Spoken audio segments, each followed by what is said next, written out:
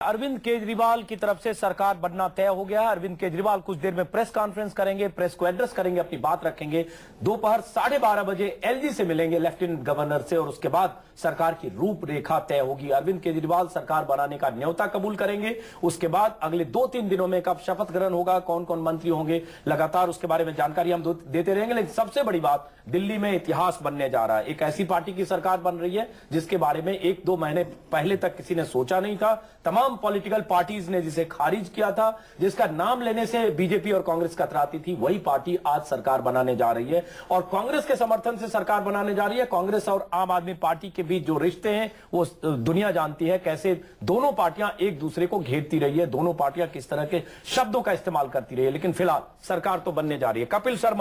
कपिल मिश्रा आम आदमी पार्टी के नेता, चूंकि आपने कहा आज अच्छी बातें करें क्योंकि आज अच्छा दिन है आपके लिए, जाहिर है आपकी पार्टी की सरकार बन रही है, लेकिन अच्छी बातों के साथ जरा जनता सुनना चाहती है, दिल्ली की जनता, क्योंकि आपकी सरकार बन रही है, तमाम तरह के वायदे किए गए, बड़े बड़े वायदे जनता सुनना चाहती है। हालांकि हमने सवाल ब्रेक के पहले भी पूछा था कि अगले 1 महीने में हम क्या कुछ देखने वाले हैं दिल्ली में, क्या बड़े फैसले होने वाले हैं दिल्ली में, और जो 2 बड़े वादे हैं जिससे दिल्ली की जनता बहुत जुड़ी हुई है और जो उम्मीद की किरण है, जिसमें बिजली की कटौती, 50% बिजली की दरों में, 700 लीटर पानी, इन वायदों की दिशा में अगले 1 महीने में फैसले हो जाएंगे।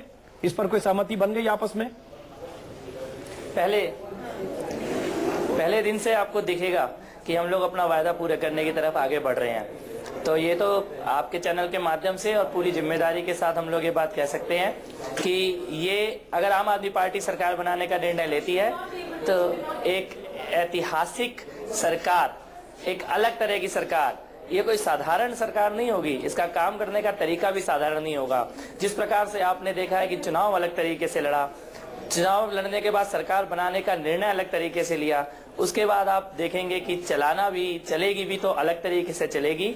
एक ऐतिहासिक दौर से हिंदुस्तान का लोकतंत्र गुजर रहा है, राजनीति बदल रही है, सरकार चलाने के तरीके भी बदले जाएंगे। चलिए, तरीके बदले जाएंगे, उससे ज्यादा अहम है कि सरकार फैसले क्या करती है और उन फैसलों उनको अमली जामा कैसे पहनाया जाता है। और साथ में ये जो बहुत अहम है कि सरकार चलाने वाली पार्टी आम आदमी पार्टी और कांग्रेस, इन दोनों के बीच कैसे रिश्ते कितने दिन तक निभते हैं। चुनाव 6 महीने के भीतर होने हैं, लोकसभा के चुनाव के पहले कितने फैसले होते हैं, 2 महीने के भीतर कितने फैसले होते हैं, इस पर नजर होगी। नूपुर बीजेपी से जुड़ी हुई, नूपुर आप शायद कुछ कहने के लिए उसे बेचैनी, बीजेपी में भी बेचैनी है कि बीजेपी को लगता था सरकार नहीं बनेगी, चुनाव होगा, और अब बीजेपी को लग रहा है उन्होंने बड़ा गलत फैसला किया, सरकार नहीं बनाने का अल्पमत में ही रहते। नहीं, ऐसी बात नहीं है। हमने पहले दिन से ही डिसीजन दिया था अपना कि हम लोग सरकार नहीं बनाएंगे और ऑपोजिशन में ही रहेंगे। हम ये जोड़ तोड़ की राजनीति नहीं करते और ना हम करना चाहते हैं। दूसरी बात मैं कहना चाहूंगी सरकार बनाने पे, क्योंकि आपने सवाल उठाया, वैसे मैं कुछ और कहना चाह रही थी कि जो आम आदमी पार्टी है वो इंडिया अगेंस्ट करप्शन के मूवमेंट से उठी। हम सब जानते हैं बात, इंडिया अगेंस्ट करप्शन में पूरा समर्थन तो भाजपा ने भी दिया था। मैं खुद इनफैक्ट जंतर मंतर पे रही हूँ जब अन्ना हजारे जी अपने फास्ट एंड टू डेथ पे बैठे हुए थे। दूसरी बात, आपका पूरा मूवमेंट जो कांग्रेस लेड यूपीए गवर्नमेंट के भ्रष्टाचार के खिलाफ खड़ा हुआ है, आज आप उनके ही समर्थन से सरकार बनाने को तैयार हो। 10 दिन पहले आपके अरविंद केजरीवाल कहते हैं ट्विटर पे, और ये पब्लिक है, कि मैं किसी भी हाल में ना हम किसी को सपोर्ट देंगे ना लेंगे, and will not take support from BJP और कांग्रेस अंडर नो सर्कमस्टांसेस।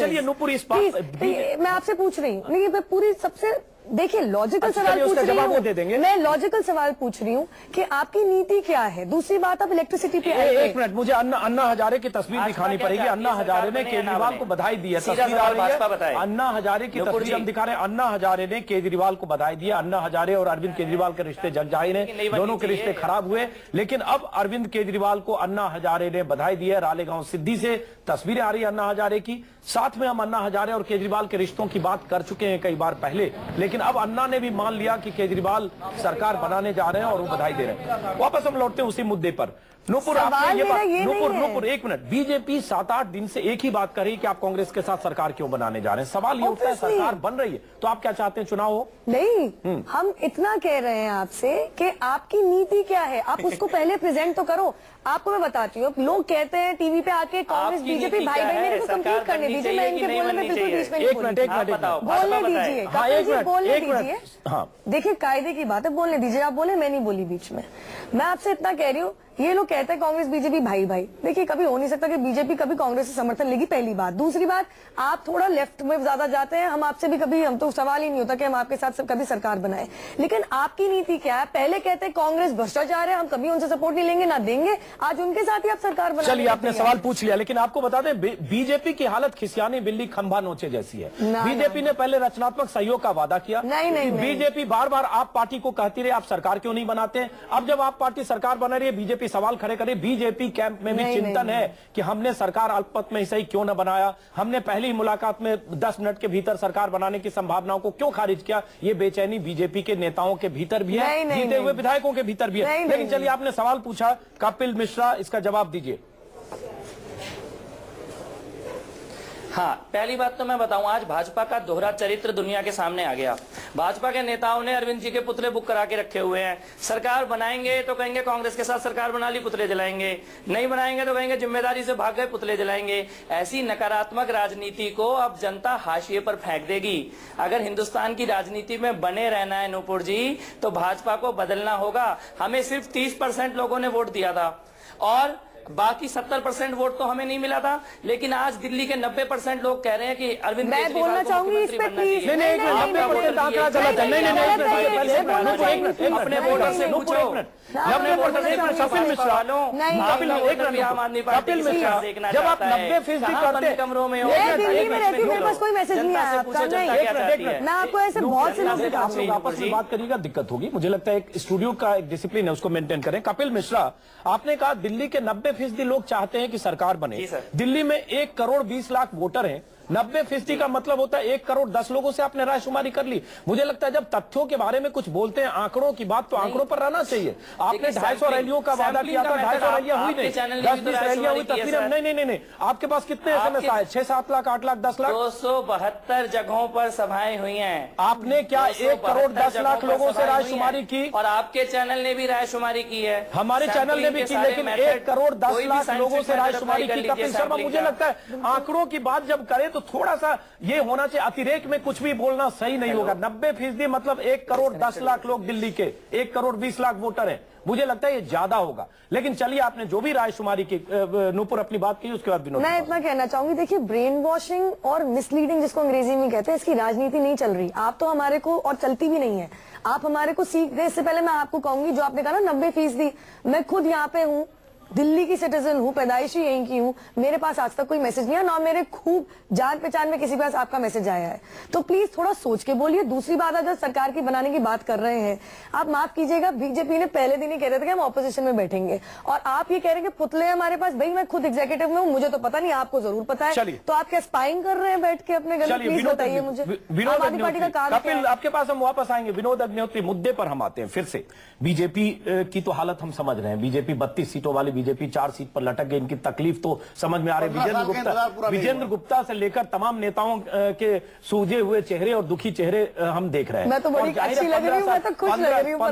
15 साल नहीं, आपका स्टेक पर नहीं है ना। स्टेक पर हर्षवर्धन जी को पूछे कितने खुश हैं। आपका स्टेक नहीं, युवा है, आप अगली बार जीत जाएंगे चुनाव लड़ेंगे। हमने स्टैंड लिया है। हर्षवर्धन से पूछिए कि कितने खुश हैं। हर्षवर्धन से पूछिए, नरेंद्र मोदी से पूछिए कितने खुश हैं। हमने एक स्टैंड, देखिए, नरेंद्र मोदी ने फुल पेज तस्वीर, नरेंद्र मोदी 15 स्टैंड लिया है। हम जोड़ तोड़ नहीं आ रहा दिल्ली पर, नहीं, हम जोड़ तोड़, हम देखिए, हम मेजॉरिटी पार्टी है, लेकिन हम अपनी आइडियोलॉजी पे गिव अप नहीं कर सकते। चलिए, जनता ने आपकी आइडियोलॉजी को फिलहाल सरकार बनाने लायक नहीं माना। 32 सबसे ज्यादा मेजॉरिटी हमारे पास आई है, हम असेंबली आई है। आप ये मत कीजिए कि मैंडेट हमारे पास नहीं है, लेकिन हम जोड़ तोड़ की राजनीति में विश्वास नहीं करते। विनोद अग्निहोत्री, हम गंदी राजनीति में विश्वास नहीं करते। ये इल्जाम हमारे पास नहीं लगा सकते। मुझे लगता है, देखिए, ये सब गंदी राजनीति। लीडरशिप, नूपुर, पहली बात, गंदी राजनीति, ये सब बात करेंगे तो हम कहीं और चले जाएंगे। एक मिनट, थोड़ा राजनीतिक इतिहास आप पढ़ लीजिए। आप कल्याण सिंह का राजनीतिक इतिहास पढ़ लीजिए 96-97 का। आप मायावती, एक मिनट सुन लीजिए, कुछ भी पास कर देना अच्छा आसान काम है। आप मायावती और अपने पार्टी के रिश्तों का राजनीतिक इतिहास पढ़ लीजिए, हीरा मुफ्ती पढ़ लीजिए, येदुरप्पा से इतिहास पढ़ लीजिए, जनार्दन रेड्डी ब्रदर्स पर पूछ लीजिए। मुझे लगता है ये सब कह के हम जोड़ तोड़ नहीं करते, जोड़ तोड़ में बीजेपी ने रिकॉर्ड बनाया, लेकिन हम उस पर बात करने के लिए नहीं आए। कुछ अच्छा करने के लिए आगे बढ़ना चाह रहे हैं, तो अब ये तो मतलब नहीं इतिहास में पढ़े रहो आप। नहीं, तो आप आगे अच्छा करो, हाँ, हमारा यही है इंटेंशन। बिल्कुल, लेकिन आप ये मत कहिए कि हम ये नहीं कोई करते। प्रॉब्लम, आप ये मत अच्छे कहिए कि हम इंटेंशन ये में नहीं कोई प्रॉब्लम नहीं है। चलिए, तो हमारा अपना हाई मॉरल स्टैंडिंग मेंटेन करते हैं। हाँ, बहुत मेंटेन किया आपने, हम बहुत बार हम देखा। करेंगे आगे। दर्शकों को बता दें, आज ही खबर आ रही है येदियुरप्पा से फिर बीजेपी के रिश्ते बन सकते हैं। और येदियुरप्पा जो कर्नाटक यूनिट के बीजेपी के अहम नेता है, उन्होंने ऑन द रिकॉर्ड आज कहा है। उसके बाद देखें, चलिए बात सुनिए, जब होगा तब बात करेंगे। ठीक है, तब बात स्पेकुलेशन में नहीं कर सकते। नहीं, हम स्पेकुलेशन नहीं, आप कहानियां नहीं स्पिन कर सकते। आपने पढ़ा है कर्नाटक यूनिट मैंने बीजेपी सब नेताओं का पढ़ा है, बयान? मैंने आपको सब पता है, पढ़ा अवेयर है। हैं? जिस दिन हो जाएगा उस दिन बात करेंगे। चलिए, उस दिन बात करेंगे। रूमर्स पे बेस नहीं चलता। वैसे बताओ, दिल्ली में रूमर पर कोई बात नहीं कर रहा। मुझे लगता है आपको अपनी पार्टी का, जैसे ये कह रहे हैं कि आपके पास पुतले पड़े अरविंद केजरीवाल के, इनको ज्यादा पता है। नहीं तो यही बातें तो हो रही है, हवाई नहीं, हवाई में बात नहीं कर रहे। चलिए विनोद जी वापस लौटते हैं। यहाँ हमारा मतलब वो नहीं है, बीजेपी कोई भी पार्टी हाई मोरल ग्राउंड लेने का हकदार नहीं है। हर पार्टी का अतीत समय समय पर दागदार है। हर पार्टी ने जोड़ तोड़ किया है, और जोड़ तोड़ ऐसा किया कि पूरी पार्टी रात में बदली है। 35 सीटें, 35 विधायक को, जैसे आम आदमी पार्टी रात में बदल रही है, कांग्रेस से सपोर्ट लेके सरकार बना रही है। वही बात है। अरे बीजेपी ने वैसा किया मायावती के साथ। नहीं, तो आम आदमी पार्टी तो बनी कांग्रेस के खिलाफ थी भाई। जवाब आम आदमी पार्टी देगी। पूछिए तो सही। नूपुर, एक मिनट। हाँ विनोद जी,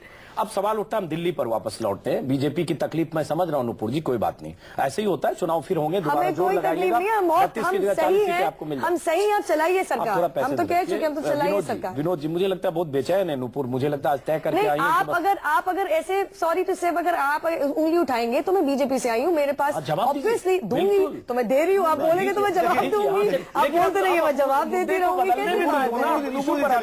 नूपुर जी, आप युवा हैं, आपकी बेचैनी और आपका जोश निश्चित रूप से होना भी चाहिए। लेकिन मैं एक बात कहूंगा, एक कहावत है ना पुरानी देश में चलती है, मजबूरी का नाम महात्मा गांधी है। हालांकि गांधी जी ने कभी मजबूरी की बात नहीं की, लेकिन दिल्ली में एक कहावत मानी जा सकती है कि मजबूरी का नाम दिल्ली में बीजेपी है। तो जो मजबूरी उनकी है कि जोड़ तोड़ कर नहीं सकते, इसलिए जोड़ तोड़ नहीं करके नैतिकता का आवरण। हम इस सरकार और उसकी चुनौतियों पर आते हैं, क्योंकि अभी दिल्ली की नजर, दिल्ली की जनता की नजर इस सरकार और इस सरकार की चुनौतियों पर होगी। जनता ने बहुत उम्मीद से इस सरकार को वोट दिया है, इसमें कोई शक नहीं। इस सरकार को, माफ करें, आप पार्टी को दिया है, इसमें कोई शक नहीं। आप पार्टी ने, आम आदमी पार्टी ने जो वायदे किए हैं, वो वायदे जनता के लिए बहुत ही लोक लुभावन है, इसमें भी कोई शक नहीं। बहुत मुश्किल से यह सरकार बनेगी, चलेगी, इसमें भी कोई शक नहीं, क्योंकि कांग्रेस की 8 विधायकों के समर्थन से जो सरकार चलेगी, वो सरकार बहुत मुश्किल में होगी। लेकिन सवाल उठता है, क्या कांग्रेस इस मुश्किल का सामना करते हुए जो समर्थन दे रही है, क्या वो मौका देखकर इस सरकार को गिराने का जोखिम मोल लेगी? कम से कम 6 महीने नहीं तो 6 महीने की राजनीति को आप कैसे देखते हैं? देखिए, 6 महीने के अंदर देश के अंदर लोकसभा चुनाव होने हैं। असली सारा गणित जो चल रहा है लोकसभा चुनावों को लेकर चल रहा है। बीजेपी जो नैतिकता का आवरण ओढ़ रही है, वो लोकसभा चुनावों के मद्देनजर ओढ़ रही है। कांग्रेस जो समर्थन दे रही है, उसके पीछे भी लोकसभा चुनाव की राजनीति है। कांग्रेस नहीं चाहती कि लोकसभा चुनाव के दौरान दिल्ली में बीजेपी की सरकार हो, और साथ के साथ कांग्रेस ये भी चाहती है कि 6 महीने का देकर के दिल्ली का जो एक पॉपुलर मूड है, जो एक जनता का एक भावना सामने आई है, उसके साथ अपने को जोड़े और ये मौका दे लोगों को कि भाई हमने जो है आम आदमी पार्टी ने हमको इतनी गालियां दी, हमको भ्रष्टाचारी कहा, चोर कहा, लुटेरा कहा, जेल भेजने की बात की, इसके बाद भी हमने समर्थन दिया और अब आम आदमी पार्टी करके दिखाए। तो उनको एक तरह से कांग्रेस चाहती है, मैं शरद जी से माफी चाहूंगा, मैं नहीं कह रहा हूं, कांग्रेस चाहती है कि, क्योंकि फिर वो कहेंगे सवाल आप लोग उठा रहे हैं कि जो नैतिक मानदंडों पर जो है कांग्रेस ने जो है, आम आदमी पार्टी ने जो एक पोस्टर लिया है और जिस हाई पेडिस्टल पर बैठ करके वो आ रहे हैं राजनीति पे, उस पे कितना खरी उतरती है, इस पे एक्सपोज हो। तो सत्ता में आने के बाद जो एक्सपोजर होता है, जो अभी तक होता आया है, power corrupt man and absolute power corrupt absolutely वाला, तो कांग्रेस चाहती है वो जल्दी से जल्दी सामने आए ताकि उसकी खोई जमीन वापस मिले। नहीं, कम से कम कांग्रेस ये जरूर चाहेगी कि जो उन्होंने वायदे किए, वायदे की विसात पर, वायदों को लेकर बिजली का मामला जैसे कांग्रेस। सवाल विनोद ये भी है ना कि अगर मान लीजिए 2 महीने में कुछ रेडिकल फैसले कर दिए, बड़े फैसले कर दिए, चाहे ऑर्डिनेंस जारी करके या एडमिनिस्ट्रेटिव ऑर्डर जारी करके, बड़े फैसले अगर 1.5 से 2 महीने में कर दिए, तब उन फैसलों की विसात पर, उन फैसलों से जो जनता की उम्मीद होगी और उन फैसलों से असहमति जताना बीजेपी के लिए कितना मुश्किल होगा। अगर मान लीजिए उन्होंने फैसले कर दिए कि हम बिजली की दर कम करेंगे, उसके बाद जब एग्जीक्यूशन की बात आएगी अगले 6 महीने में, 1 साल में पता चलेगा खजाने पर कितना बोझ होता है। अगर उन्होंने फैसला कर दिया हम 700 लीटर पानी देंगे, तो आगे आने वाले समय में मुश्किलें होगी कि बीजेपी क्या कन्फ्रंट करेगी, क्या कांग्रेस कन्फ्रंट करेगी, और इस मुद्दे पर अगर सरकार खतरे में पड़ती है तो राजनीति किस दिशा में जाएगी, किसको फायदा किसको नुकसान।